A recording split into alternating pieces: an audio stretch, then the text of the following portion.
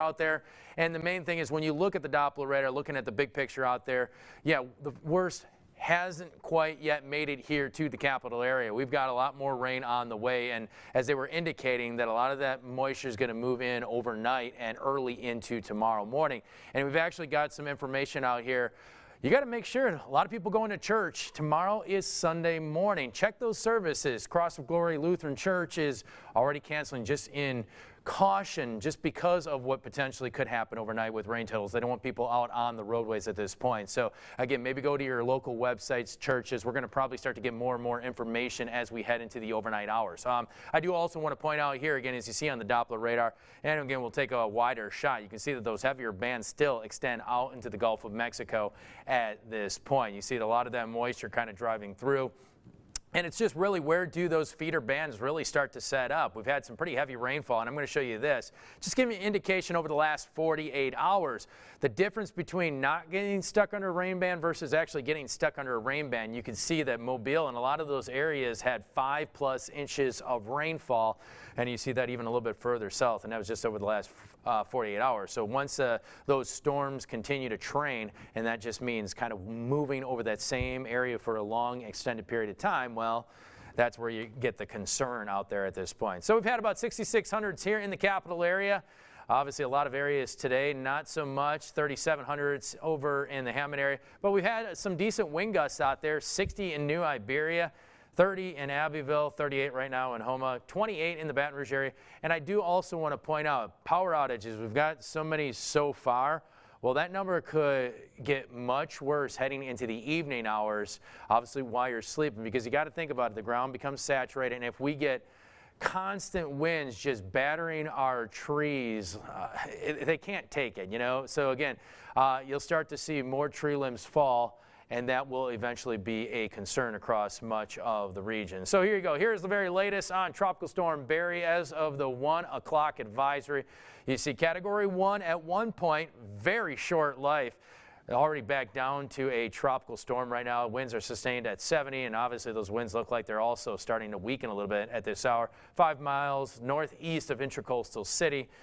Most of that rainfall obviously still on the south side of the system, or at least southeast, and that's eventually going to drive back into southeastern Louisiana over the next couple hours. So the latest current track out there, winds are sustained at 70, gusts are now up to 90 northwest, moving northwest at about 6 miles per hour, and the pressure is slowly beginning to rise. But I think the big takeaway here is the fact that when you look at this, there are a couple of things to point out.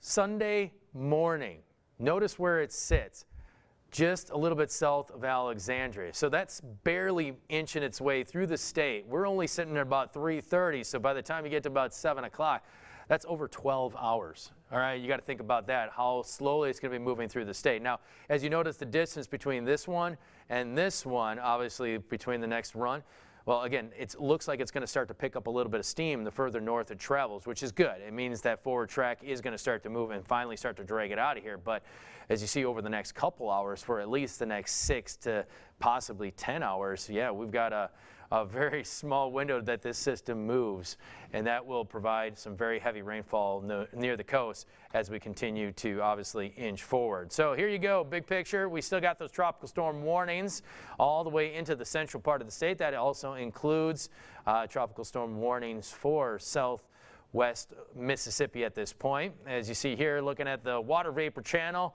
and right now, obviously, still seeing a lot of thunderstorm activity. It's kind of pulsing a little bit.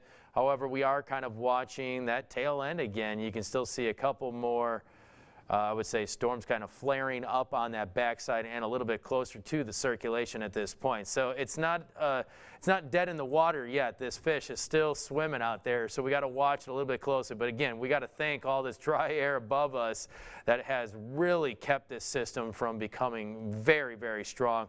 As you notice, also kind of moving forward, track models still pretty consistent out there, looking long range, but overall path obviously still dealing with some of that rainfall until early in the morning. Let me step that back a little bit for you if I can.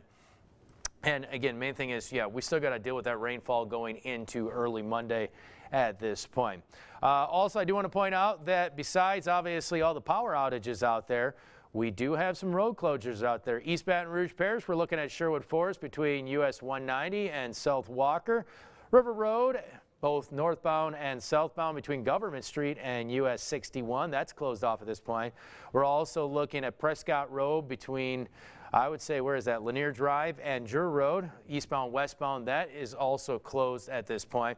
Notice also, again, this other model kind of just showing you and indicating that, again, that rain is still kind of sticking around over the next couple days. So kind of big picture out there. Getting back to the overall rain totals. Again, besides that, let's see here. It looks like we've also got some road closures around Ascension Parish.